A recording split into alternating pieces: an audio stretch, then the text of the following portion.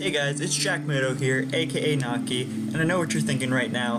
What? This isn't Minecraft? Well, you're right. This isn't Minecraft because I decided to pick up a new game, Tree of Life. Yes, I know, not many people have heard of this game, but neither did I until my friend Teeny Corgi, as you may know her from my previous videos, convinced me to come over here and pick it up.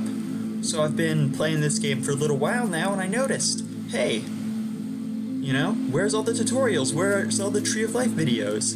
It doesn't seem like there's much content out here for this game, and, you know, I really want to make just something basic and show some new players, you know, how it's done over here. So I decided I'd go through a few tips and tricks that'll maybe help out some of you new players here who are just looking to get into Tree of Life. And who knows, maybe one of these days we'll kill each other, or, you know, kill other people with you.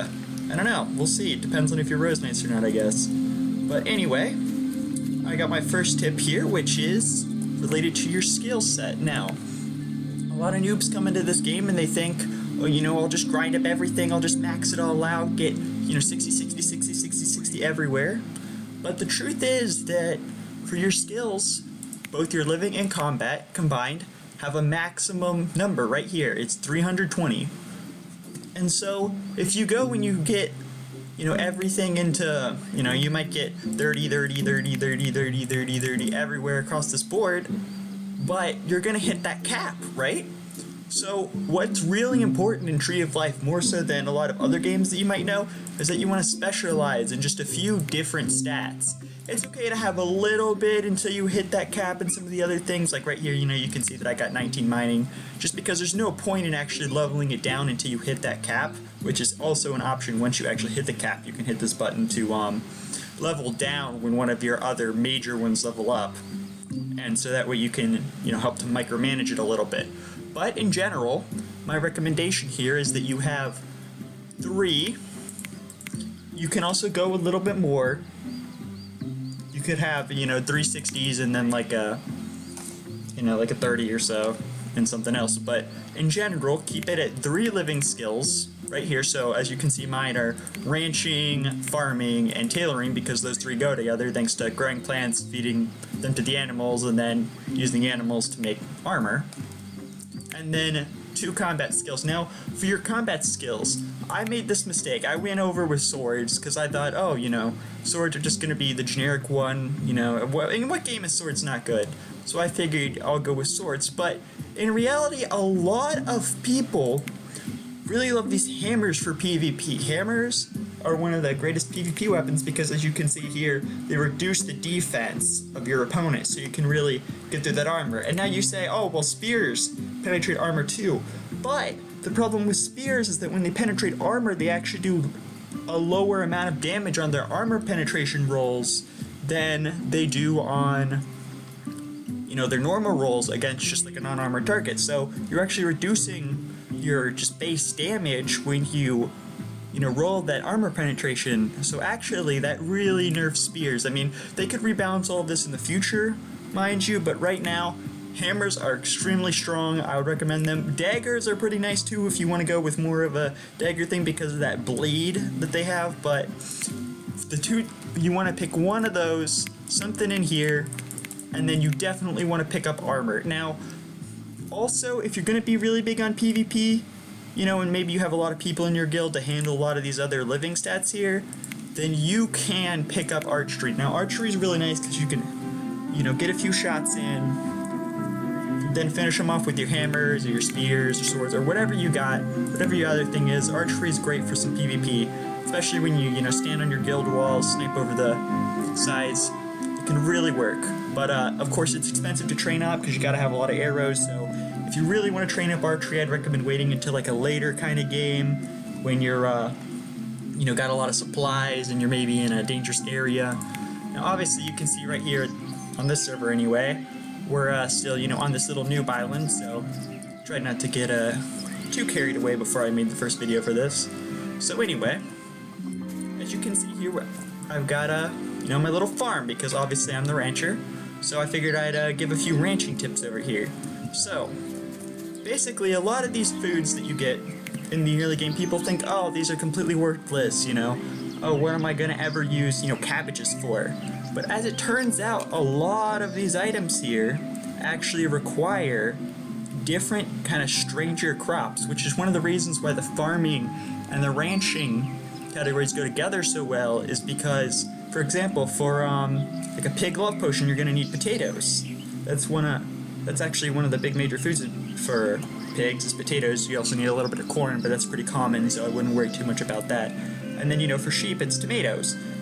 And one thing to note about tomatoes is that they get incredibly valuable in the later, well, I guess mid to late game, because tomatoes are used to make, you know, sheep feed. And then sheep feed is used to get sheep to drop wool. Now, I know what you're thinking. Oh, what is, you know, this wool? Actually, it's two things. It's lamb's wool and fleece. And I know what you're thinking, oh, what am I ever going to use that for?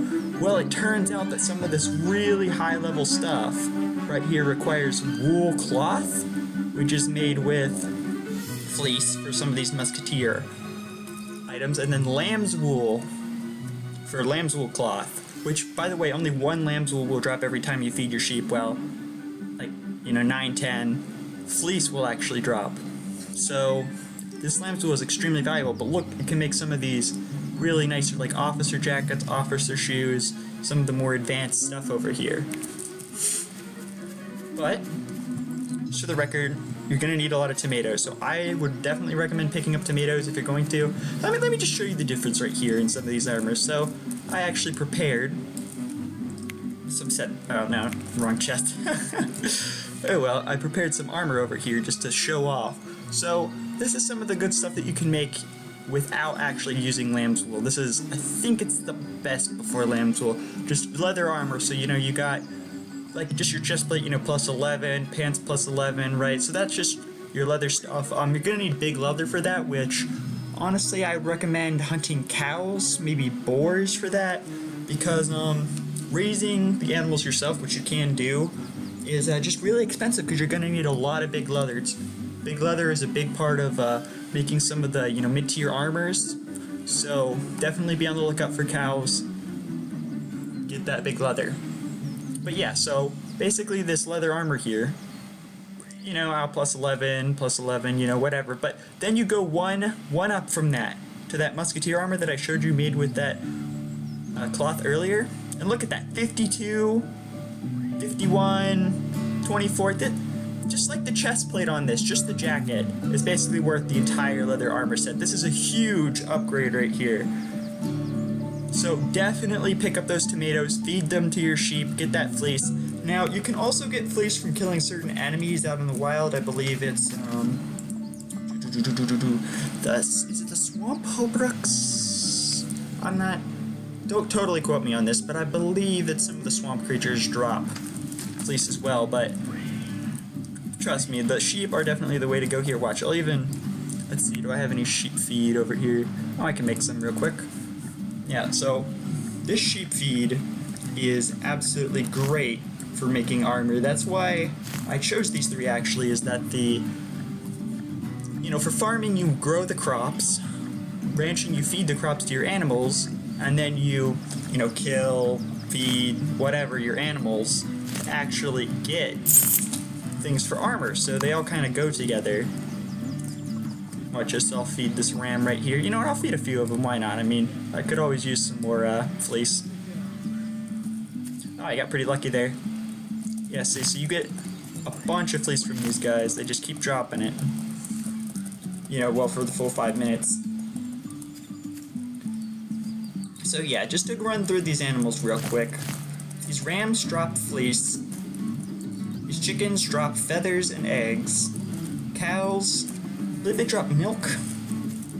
Pigs, they drop, well, poop, which is used for farming, actually. And, you know, I actually have not fed this deer yet. I'll have to make a follow-up, figure out what these guys drop, but yeah. Those are just the general droppings, and then, you know, about farming itself, I'll go into this a little bit. It's slightly disappointing here, because actually the biggest thing in farming is that these higher level fields grow things slightly faster, but your farming level in the field that you grow it on doesn't actually affect the drop rates of the stuff that you grow. So, a level 60 farmer has the same chance of getting a seed from farming as a level 1 farmer. It just, at level 40 you can make the highest level fields, and so that way you can actually grow things faster on those fields if you get all the resources for it. But leveling up farming, really, in the end, as long as you have the higher level fields made once, isn't that important. So it's actually somewhat common for people to hit level 40 farming, make all the big fields, and then you can even drop that one down and replace it with something else. It's a little higher level trick there for you. But that's obvious to later game when you start once again hitting this cap right here, that 320 cap. Alright, and you know what, I don't want to make this video too long. Let me know in the comments, let me know how you like this. You think I should do a full series on Tree of Life? Over here, with some friends, Teeny, of course. I think she actually owns some of these animals over here. Stole them right out from under me. No, not really. Well, I don't know. Ryder might have stolen some of these out from under me, but anyway. I will see you guys in the next Tree of Life video. Just let me know if I should play it or not, make this into a series. Or, do you guys just want Minecraft, or what's up? Let me know. Alright, keep it classy.